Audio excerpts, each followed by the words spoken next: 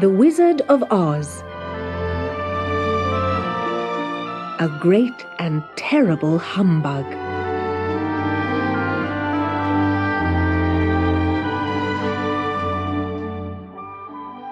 The Winkies didn't want to say goodbye to Dorothy and her friends. Indeed, they'd grown so fond of the Tin Man that they begged him to stay and rule over the land of the West. When they realized that he was determined to go back to the Emerald City, they gave him a silver oil can and presented Dorothy with a golden cap. "You destroyed the Wicked Witch and set us free," said one of the Winkies. "So we think you should have her most valued possession, this golden cap. It has a charm written inside. Perhaps it will help you next time you're in trouble." Dorothy put the cap on her head. Then she thanked the Winkies for their present and set out with her friends across the fields. There was no road to the Emerald City, but they knew that they must walk eastwards towards the rising sun. At first, they were sure they were going the right way. But by midday, the sun was directly over their heads, and they didn't know which way was east and which was west. "Oh, what shall we do?" said Dorothy. "We're completely lost." "Why don't you try the charm in the golden cap?" said the Scarecrow. Dorothy looked inside the cap and read the directions. Then she put it back on her head, stood on her left foot, and chanted, "Eppy peppy, khaki zizzy zuzzy zeek." In an instant, there was a great chattering and flapping of wings, and the band of winged monkeys flew up to them. The travellers were rather frightened, until the king bowed low before Dorothy and said, "You now own the golden cap, so we must obey you 3 times. Tell me, what is your first command?" "To be taken to the Emerald City," said Dorothy, "for we've lost our way." "We will carry you," said the king. And no sooner had he spoken than 2 of the monkeys caught Dorothy in their arms and flew away with her. Other monkeys lifted up her friends. They flew very fast, and it wasn't long before the travellers were standing at the gate of the Emerald City. The guardian of the gate fitted them with green spectacles, and then led them to the palace. The soldier with green whiskers was still on guard. "What? Are ye back again?" he asked in surprise.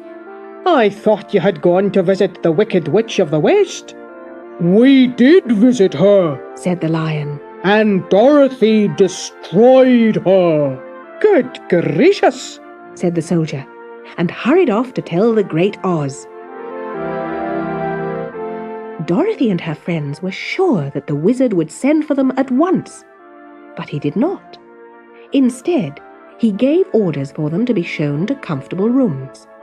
They had no word from Oz the next day, nor the next. At last they grew so tired of waiting that the Scarecrow sent him a message.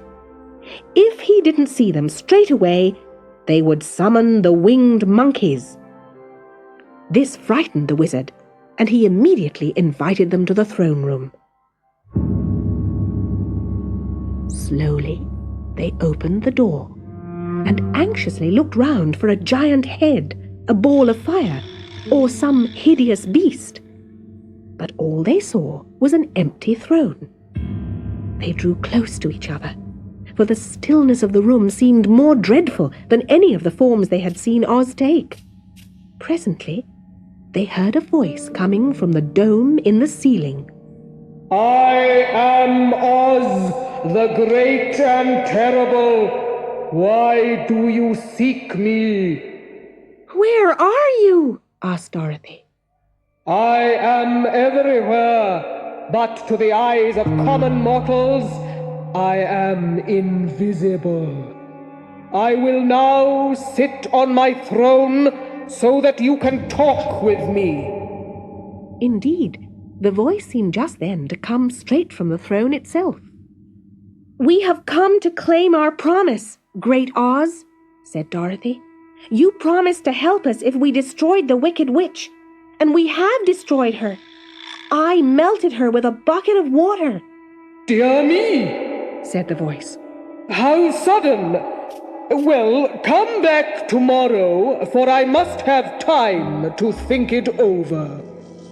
You have had plenty of time already, said the Tin Man, angrily rushing towards the throne. The lion gave such a dreadful roar that Toto jumped away in alarm and knocked over the screen that stood in the corner. They all looked in amazement at the little old man who now stood before them.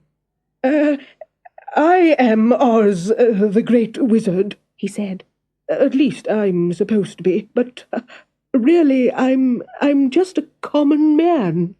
You are more than that, said the Scarecrow. You are a humbug. Oh, exactly so, said the little man. But I don't understand, said Dorothy. How did you manage to appear to me as a giant head? Oh, that was one of my tricks, said Oz, and he led them into a small room. In the corner lay a giant paper head. I hung this from the ceiling by a wire. Then I stood behind the screen and pulled a thread to make the eyes and mouth move. What about the voice? Dorothy inquired. Oh, I am a ventriloquist, and I can throw the sound of my voice wherever I wish. It was easy to deceive all of you. The little man then told the travellers his story. He was born in Omaha, near Kansas. As a young man, he'd been a balloonist as well as a ventriloquist.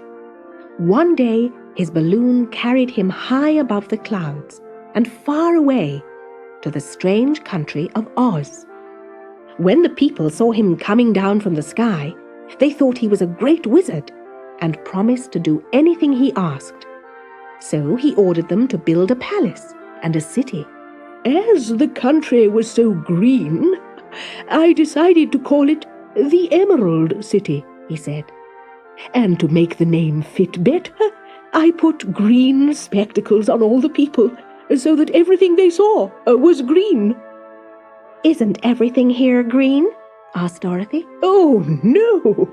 But the people have been wearing the green spectacles for so many years that they believe it is.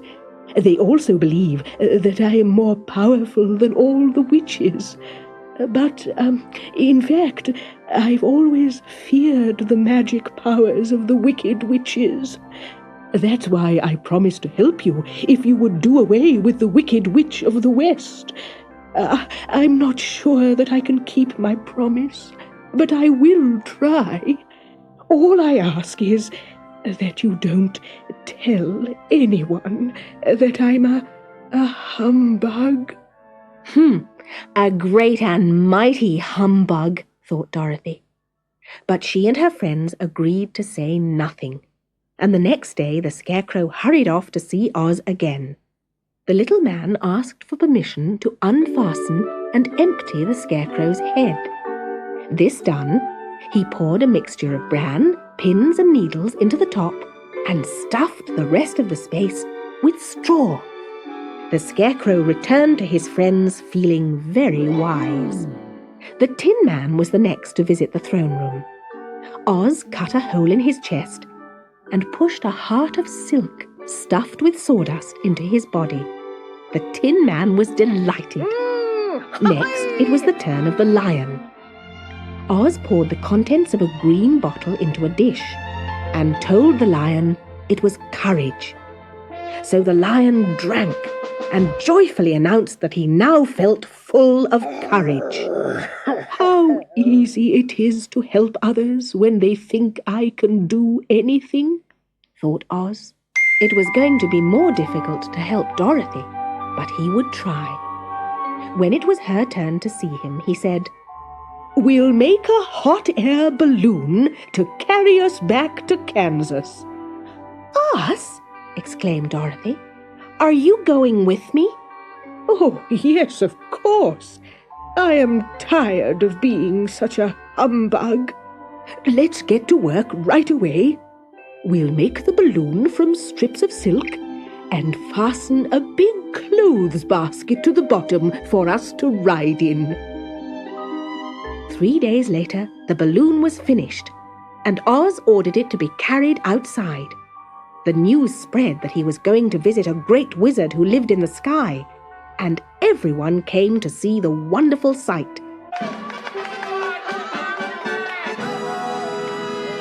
The Tin Man had chopped a big pile of wood and made a fire. Oz held the bottom of the balloon over the fire until the silken bag filled with hot air. Then he got into the basket and said in a loud voice, "While I am away, the Scarecrow will rule over you. I command you to obey him." The balloon was now tugging at the ropes that held it to the ground. "Hurry, Dorothy!" cried Oz. "Or the balloon will fly away!" But Dorothy couldn't find Toto.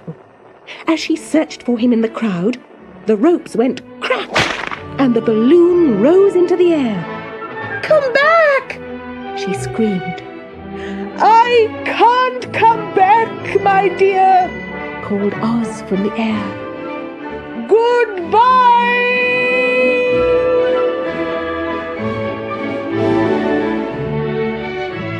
And away he floated, never to be seen again in the land of Oz.